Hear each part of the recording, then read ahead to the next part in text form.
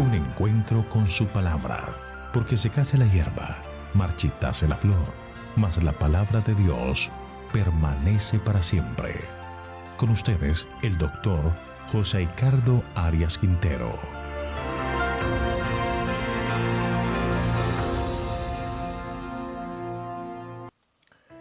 Hoy estudiaremos Mateo capítulo 9. Jesús sana al paralítico.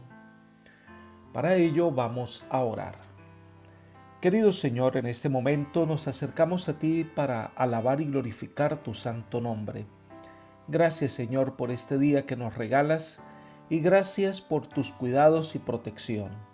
Te pedimos en este momento que nos bendigas con la presencia de tu Espíritu en el estudio de tu palabra, que podamos aprender hoy verdades que puedan llegar a nuestro corazón y transformar nuestra vida. Gracias, Señor, por tu misericordia y gracias por tu paciencia por nosotros y por tu bendición, pues lo pedimos todo en el nombre de Jesús. Amén. El ministerio público de Jesús comenzó a conmocionar a Galilea y su influencia estaba llegando más allá de la frontera de Israel.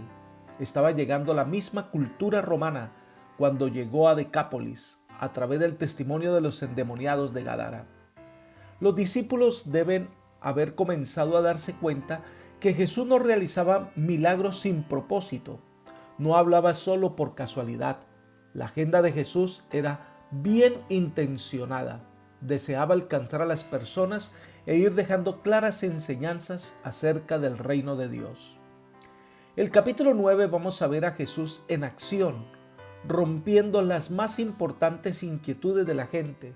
Hablar del perdón y la restauración es hablar de su obra, es hablar del trabajo por el cual ha venido a humanarse en el mundo. Las enfermedades y el dolor son parte de la existencia de este planeta Tierra. Vivimos rodeados de miseria y muerte. Hay enfermedades que vienen por los errores cometidos durante la vida. Pueden ser enfermedades que son el resultado de violar las leyes de la salud o pueden ser enfermedades que vienen por grandes frustraciones personales, es decir, enfermedades que nacen de la mente. Para todas ellas hay una solución y es Jesús. La primera sección de este capítulo es la curación de un paralítico, versículos 1 al 8. Leamos el versículo 1. Entonces, entrando Jesús en la barca, pasó al otro lado y vino a su ciudad. Debemos recordar que el capítulo 9 es la continuación del capítulo 8 que termina cuando los habitantes de Gadara le piden a Jesús que se vaya. Entonces Jesús se sube a la barca porque Jesús nunca impuso su presencia a nadie. Hasta ahora se muestra la autoridad de Dios contra los demonios, contra la naturaleza, y ahora se muestra su autoridad para perdonar pecados. Versículo 2. Y sucedió que le llevaron un paralítico tendido sobre una camilla. Al ver Jesús la fe de ellos, dijo al paralítico: Ten ánimo, hijo, tus pecados te son perdonados. Mateo no dice quiénes lo cargaron, tampoco registra si ellos le pidieron o no sanarlo, solo presenta el cuadro de unos hombres que traen un paralítico. Estos hombres también ejercieron fe en entender que solo Jesús tenía la solución para su problema. El paralítico, en cierto sentido, nos ilustra la condición humana. El paralítico por sí solo no puede venir a Jesús, debe ser llevado por otros. Solo el Señor puede suplir nuestras faltas. Hay algo interesante. Jesús ve la fe de ellos, no solo de los que trajeron al hombre, sino también la del paralítico. Y entonces Jesús le da la medicina que este hombre necesitaba. Hijo, tus pecados te son perdonados. La gran realidad es que la carga del pecado, de una vida de culpabilidad, había traído tanta angustia al corazón que él ya no podía caminar más. Y Jesús le da la solución a su enfermedad: el perdón. Elena de White comenta: como el leproso, este paralítico había perdido toda esperanza de restablecerse. Su enfermedad era el resultado de una vida de pecado y sus sufrimientos eran amargados por el remordimiento. Mucho antes, había apelado a los fariseos y doctores con la esperanza de recibir alivio de sus sufrimientos mentales y físicos, pero ellos lo habían declarado fríamente incurable y abandonado a la ira de Dios. Los fariseos consideraban la aflicción como una evidencia del desagrado divino y se mantenían alejados de los enfermos y menesterosos. Sin embargo, cuán a menudo los mismos que se exaltaban como santos eran más culpables que aquellos dolientes a quienes condenaban. Libro El deseado de todas las gentes, página 232. Este hombre recibió la respuesta a su gran necesidad. Dios perdonaba su pecado. Sin embargo, dice Elena de White, no era tanto la curación física como el alivio de su carga de pecado lo que deseaba. Si podía ver a Jesús y recibir la seguridad del perdón y de la paz en el cielo, estaría contento de vivir o de morir, según fuese la voluntad de Dios. Mismo libro, página 233. La sanidad en este momento que necesitaba el paralítico era el perdón de Dios. No buscaba nada más. Y Elena de White sigue describiendo ese momento cuando dice que Jesús, al pronunciar estas palabras, la carga de desesperación se desvaneció del alma del enfermo. La paz del perdón penetró en su espíritu y resplandeció en su rostro. Su dolor físico desapareció y todo su ser quedó transformado. El paralítico impotente estaba sano, el culpable pecador perdonado. Mismo libro, página 234. No existe situación que Dios no pueda resolver. El Señor puede sanar las heridas del corazón y dar vida. Leamos el versículo 3. Entonces algunos de los escribas se decían a sí mismos: este blasfema. Este énfasis es muy importante. Los escribas que estaban presentes sabían que ningún ser humano podía perdonar. En el santuario, el pecador traía su cordero, colocaba su mano sobre el animal, era sacrificado y el sacerdote oficiaba el holocausto. Pero el perdón solo lo concedía Dios. Por eso consideran que Jesús, que era un hombre según ellos, igual a ellos, no podía perdonar pecados, sino solo Dios. Y esa es la verdad. El problema es que no reconocieron a Cristo como Dios. Versículos 4 al 8. Conociendo Jesús los pensamientos de ellos, dijo: ¿por qué pensáis mal en vuestros corazones? ¿Que es más fácil decir, los pecados te son perdonados, o decir, levántate y anda? Pues para que sepáis que el Hijo del Hombre tiene potestad en la tierra para perdonar pecados, dijo entonces al paralítico: levántate, toma tu camilla y vete a tu casa. Entonces él se levantó y se fue a su casa. La gente al verlo se maravilló y glorificó a Dios, que había dado tal potestad a los hombres. El Señor pudo leer el pensamiento de estos doctores de la ley. Había duda en su corazón y la duda genera incredulidad. Entonces el Señor les propone un enigma. ¿Qué es más fácil decir, tus pecados te son perdonados, o decirle al paralítico, levántate y anda? Y el Señor no espera la respuesta de estos hombres, porque Él tiene autoridad para perdonar y también tiene autoridad para sanar. Entonces le dice, el Hijo del Hombre tiene autoridad, puede perdonar y puede sanar. Por otra parte, el título de Hijo del Hombre aparece por primera vez en el Evangelio y nos dice que el Hijo del Hombre es el Dios encarnado, es la mezcla entre lo divino y lo humano. La deidad se identificó con la humanidad para salvar, por eso tiene la autoridad de sanar el cuerpo, pero también para sanar el alma, porque sin la sanidad del corazón, la sanidad del cuerpo no tiene sentido. Dice Elena de White: oh admirable amor de Cristo que se inclina a sanar al culpable y afligido. La divinidad se compadece de los males de la doliente humanidad y los calma. Oh maravilloso poder, así manifestado en favor de los hijos de los hombres. ¿Quién puede dudar del mensaje de salvación? ¿Quién puede despreciar las misericordias de un Redentor compasivo? Libro El deseado de todas las gentes, página 235. Dios ha venido con toda la autoridad a deshacer las obras del diablo. La conclusión de esta historia es que el hombre perdonado, sanado, ahora se coloca de pie, toma su lecho y se va. Y toda la gente queda maravillada. La discusión religiosa concluyó: este hombre tiene la autoridad del cielo para sanar y perdonar. Entonces viene la narración de una historia en la que nos muestra la experiencia del mismo evangelista, versículos 9 al 13, el llamamiento del Señor a los pecadores. Versículo 9. Saliendo Jesús de allí, vio a un hombre llamado Mateo, que estaba sentado en el banco de los tributos públicos, y le dijo: sígueme. Él se levantó y lo siguió. Recordemos que las narraciones de Mateo no siguen un orden cronológico, sino un orden lógico. Jesús salió de donde estaba y se encontró en el lugar donde había un recaudador de impuestos, el publicano de Capernaum. Este era un oficio deshonroso.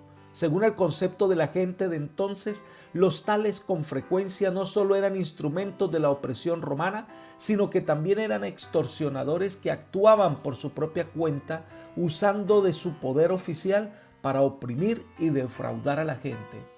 Eran aborrecidos y despreciados por todos como parias sociales y religiosos. Ahora, no sabemos de encuentros anteriores de este hombre con Jesús.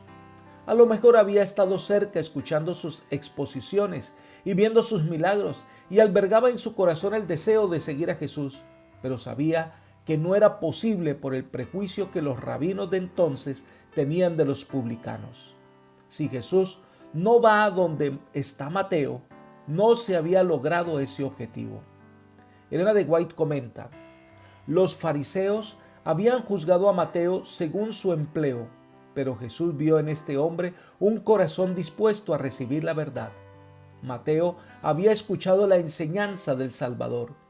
En la medida en que el convincente poder del Espíritu de Dios le revelaba su pecaminosidad, anhelaba pedir ayuda a Cristo, pero estaba acostumbrado al carácter exclusivo de los rabinos y no había creído que este gran maestro se fijara en él. Libro deseado de todas las gentes, página 238. Jesús entonces se acerca donde está él y le hace un llamado directo, muy puntual: sígueme. Y en su corazón, allí en el banco del tributo, se levanta y, sin pensarlo dos veces, Mateo lo dejó todo y le siguió. Esa fue una experiencia única en la vida de Mateo. Que un rabino viniera donde él estaba y lo invitara a ser su discípulo era maravilloso. Por eso Mateo no vacila y sigue a Jesús. Por eso el llamado llega a nosotros también, y la prueba es la misma. ¿Seremos capaces de dejarlo todo para seguir al Maestro? Elena de White comenta: a Mateo en su riqueza y a Andrés y Pedro en su pobreza llegó la misma prueba, y cada uno hizo la misma consagración. En el momento del éxito, cuando las redes estaban llenas de peces y eran más fuertes los impulsos de la vida antigua, Jesús pidió a los discípulos, a orilla del mar, que lo dejasen todo para dedicarse a la obra del Evangelio. Así también es probada cada alma para ver si el deseo de los bienes temporales prima sobre el de la comunión con Cristo. El mismo libro, página 239. Todos debemos tomar la misma decisión: seguir o no al Maestro. Y lo que te recomendamos es que sigas al Dios Salvador y Perdonador. Pero Mateo muestra su agradecimiento al Señor y hace un gran banquete para relacionar quizás a Jesús con algunos de sus antiguos colegas y amigos, y tuvieron la misma oportunidad que él. Versículo 10. Aconteció que estando él sentado a la mesa en la casa, muchos publicanos y pecadores que habían llegado se sentaron juntamente a la mesa con Jesús y sus discípulos. El huésped especial era el Señor, pero esta cena era algo a lo cual muchos no quieren asistir, porque es la reunión de los pecadores y de los traidores de la nación. Mateo tenía intenciones nobles de ser un canal para que otros despreciados de la sociedad pudieran aceptar a Jesús como su Salvador. Lo que resaltamos aquí es que Jesús no rechazó esa invitación. Jesús no iba a desaprovechar la oportunidad de entrar en contacto con las personas. Elena de White dice: Jesús nunca rechazó una invitación a una fiesta tal. El propósito que siempre estaba delante de él era sembrar en los corazones de sus oyentes las semillas de la verdad mediante su encantadora conversación que le ganaba los corazones. En cada uno de sus actos, Cristo tenía un propósito, y la lección que dio en esa ocasión fue oportuna y apropiada. Por medio de ese acto declaró que ni aun los publicanos y pecadores estaban excluidos de su presencia. Estos ahora podían testificar que Cristo los honraba con su presencia y conversaba con ellos. Esto lo encontramos en el Comentario Bíblico Adventista, tomo 5, página 1094. Pero el hecho que Jesús hubiese llamado a un publicano para que fuese su discípulo y estuviera reunido con ellos causó incomodidad. Versículos 11 al 13. Cuando vieron esto, los fariseos dijeron a los discípulos: ¿Por qué come vuestro maestro con los publicanos y pecadores? Al oír esto, Jesús les dijo: Los sanos no tienen necesidad de médicos, sino los enfermos. Id, pues, y aprended lo que significa misericordia quiero y no sacrificios, porque no he venido a llamar a justos, sino a pecadores al arrepentimiento. Los fariseos, que eran el grupo que vigilaba la observancia estricta de la ley, le dijeron a los discípulos para hacerlos dudar sobre el maestro que estaban siguiendo: El maestro no se reúne con los pecadores. Pero Jesús, si es maestro, ¿por qué se junta con gente indeseable? Jesús, que nota lo que está pasando, sale para dar fuerza y confianza a sus discípulos. La respuesta de Jesús tiene dos partes. Número 1, los sanos no tienen necesidad de médico, sino los enfermos. La verdad que uno busca ayuda cuando está enfermo, pero aquellos que se creen sanos o que no tienen necesidad de médico, pues no lo buscan. Jesús es el médico de los médicos y vino a buscar a las personas y salvarlas. Pero para lograrlo, pues necesita que la gente reconozca que necesitan de sanidad. En segundo lugar, cita a Oseas 6:6, donde reprende a Israel y le dice que lo que quiere es misericordia y no sacrificio.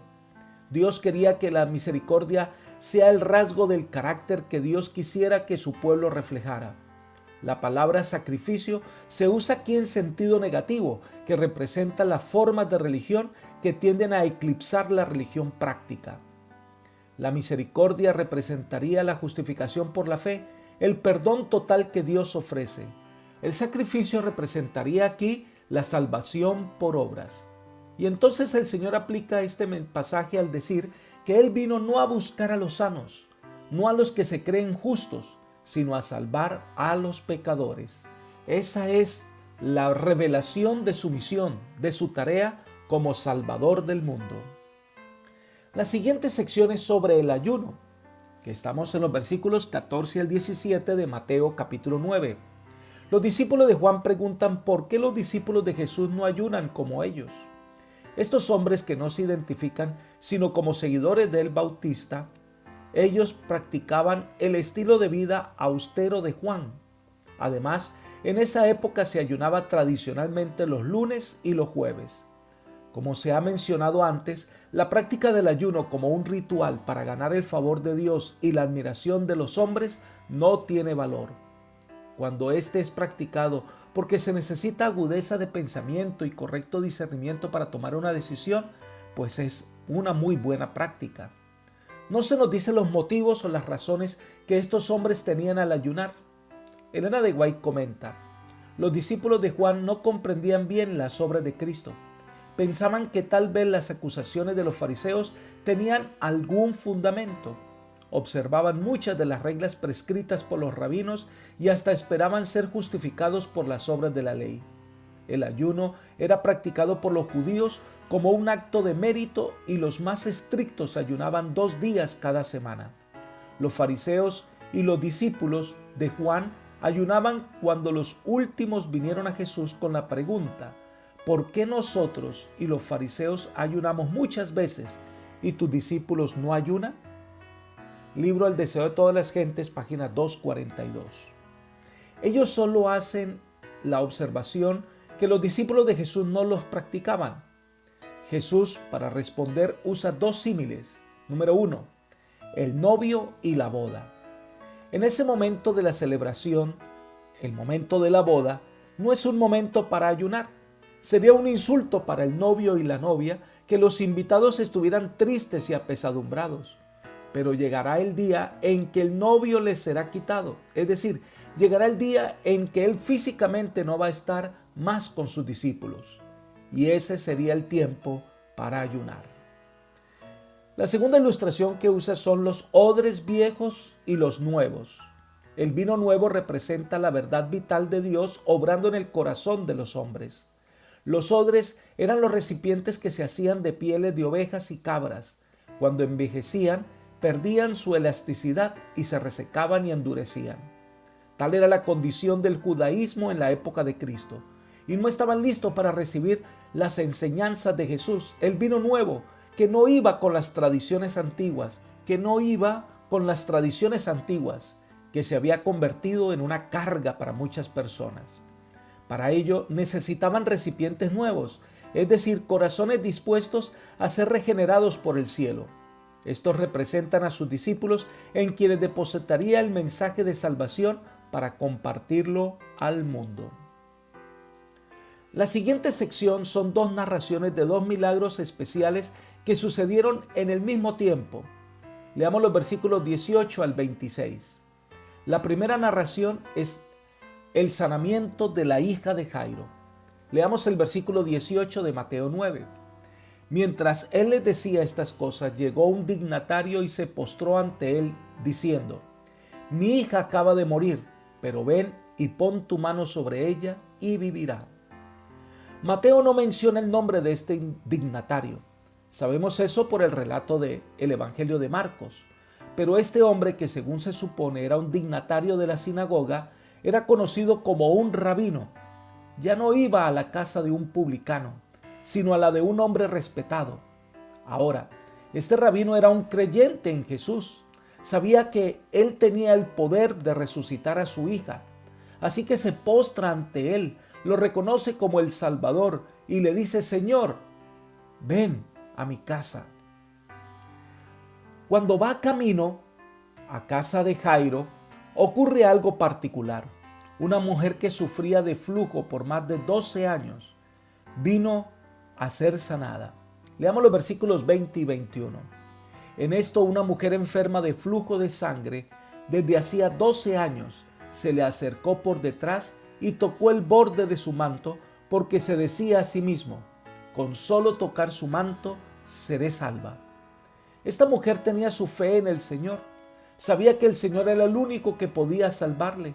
Así que toca su manto y Jesús le dijo a ella: tu fe te ha salvado. Su fe en que el Señor podía hacerlo. No tenía una fe perfecta, pero tenía su confianza en el Señor. La mujer es salva en el momento en que su fe en el Señor se hizo efectiva. Entonces se reanuda el camino a la casa de Jairo, y cuando llegó estaban las plañideras llorando. Leamos el versículo 24. Les dijo: apartaos, porque la niña no está muerta, sino que duerme. Y se burlaban de él. Las plañideras eran mujeres a quienes se les pagaba para que lloraran en los funerales. La niña había sido declarada muerta. Llevaba así quizás algunos minutos. Decir que no estaba muerta no era correcto. Jesús compara aquí la muerte con el sueño. Entonces hace algo interesante. Hizo que todos los que estaban en la casa salieran y se quedó Jairo, los discípulos y Jesús. Y le tomó a la niña por sus manos y la niña despertó. De esta manera se entiende que Jesús tiene poder, autoridad sobre la muerte. Dice Elena de White: instantáneamente un temblor pasó por el cuerpo inconsciente. El pulso de la vida volvió a latir. Los labios se entreabrieron con una sonrisa. Los ojos se abrieron como si ella despertase del sueño. Y la niña miró con asombro al grupo que le rodeaba. Se levantó y sus padres le estrecharon en sus brazos, llorando de alegría. Deseado de todas las gentes, página 311. Esta noticia se difundió por toda aquella tierra. Otro milagro más ayudaría a los lectores de Mateo a entender que Jesús estaba cumpliendo cada una de las descripciones del Mesías del Antiguo Testamento. Los versículos 27 al 31 describen el sanamiento de 2 ciegos. Leamos el versículo 27. Cuando salió Jesús, lo siguieron 2 ciegos diciéndole a gritos: «Ten misericordia de nosotros, hijo de David». En la época de Jesús, la ceguera generalmente venía por una infección ocular llamada tracoma. Ahora, estos hombres ciegos reconocieron a Jesús como el Mesías cuando le llamaron hijo de David. Ellos fueron sinceros en lo que esperaban, sanación física. Pero es interesante el diálogo que Jesús tiene con ellos. Leamos el versículo 28. Al llegar a la casa, se le acercaron los ciegos y Jesús les preguntó: ¿creéis que puedo hacer esto? Ellos dijeron: sí, Señor. Es probable que este milagro ocurrió en Capernaum. Es probable que la casa que se menciona sea la de Pedro. Y allí entonces el Señor pregunta si creen que Él puede hacerlo. Y ellos dijeron que sí, y los sanó. Si los ciegos no hubieran puesto su fe en acción, no habría ocurrido el milagro. Cristo no podría haber ejercido su poder en favor de ellos. La fe del hombre debe ascender para encontrarse con el poder de Dios y unirse con Él a fin de que las bendiciones, sean físicas o espirituales, puedan ser impartidas y recibidas. Y nuevamente se menciona que Jesús los tocó y les dijo que se hiciera conforme a su fe. Pero el Señor les dio un encargo, que no le dijeran a nadie. Pero ellos, saliendo de la presencia de Dios, no pudieron callar, tenían algo que contar. Ese es el secreto de una verdadera testificación. Cada uno narra de su experiencia con Dios. Cada uno debe darla a conocer. Y viene la narración del último milagro de este capítulo, versículos 32 al 34. Un mudo que habla. Leamos. En tan pronto ellos salieron, le trajeron un mudo endemoniado. Una vez expulsado el demonio, el mudo habló. La gente se maravillaba y decía: nunca se ha visto cosa semejante en Israel. Pero los fariseos decían: por el príncipe de los demonios, echa fuera los demonios. Al salir los ciegos de la casa, le trajeron a una persona que le faltaba la capacidad o la fe para acercarse a Jesús para recibir la curación de su cuerpo y de su alma. Se lo identifica como un endemoniado, pero Jesús intervino en la vida de este hombre y fue sanado. Y la gente quedó admirada porque Jesús estaba haciendo estas señales.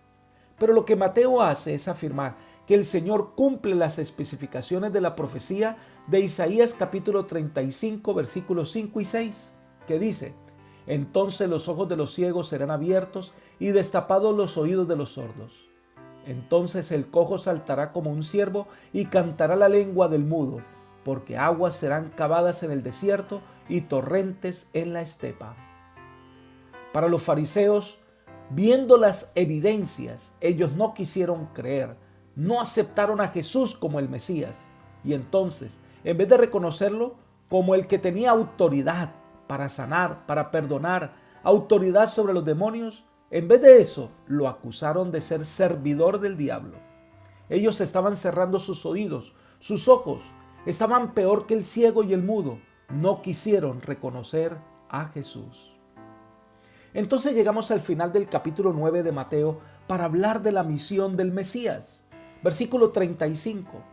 Recorría Jesús todas las ciudades y aldeas, enseñando en la sinagoga de ellos, predicando el evangelio del reino y sanando toda enfermedad y toda dolencia en el pueblo. Aunque se usa una hipérbole, la verdad es que Jesús realizó una obra de casa en casa. Estuvo en los pueblos, en las ciudades, en las aldeas donde podía encontrar a las personas. Elena de White narra que había aldeas enteras donde no se escuchaba un solo clamor porque Jesús había pasado por allí. Se resume diciendo que él predicaba, es decir, proclamaba el mensaje de salvación, enseñaba, mostraba el camino verdadero que debían seguir y sanaba, trayendo paz al corazón de las personas. Leamos el versículo 36. Al ver las multitudes, tuve compasión de ellas porque estaban desamparadas y dispersas como ovejas que no tienen pastor. La primera motivación divina es su compasión por la raza humana. Las multitudes venían cada día haciendo las tareas diarias, pero no tenían esperanza, no tenían forma de hacer la voluntad de Dios.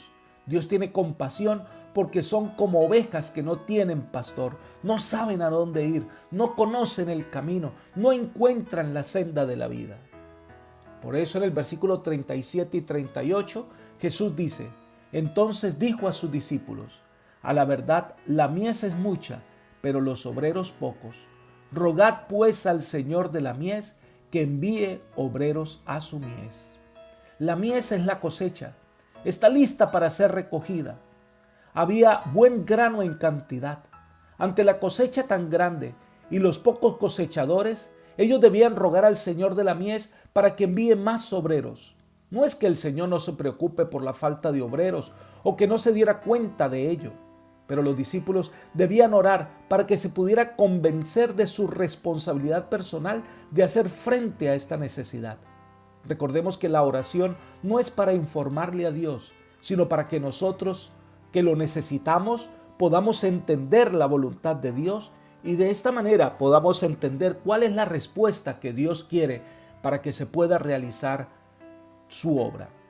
Los obreros que el Señor necesita somos todos nosotros. Lo que el Señor necesita es que podamos colocar nuestros dones en las manos del Todopoderoso para seguir su obra en la tierra. Apreciado amigo y hermano, Dios nos da suficientes evidencias para que podamos confiar en Él, para que nos demos cuenta que el Señor puede transformar corazones y hacer su obra por nosotros. Pero también requiere que aquel que reciba su bendición se convierta en un canal de salvación para otros, tal como lo hizo Mateo y tal como el Señor espera que nosotros seamos cosechadores en su mies. Que el Señor entonces te bendiga hoy y llene tu corazón de paz y salvación. Es mi oración por ti. Amén.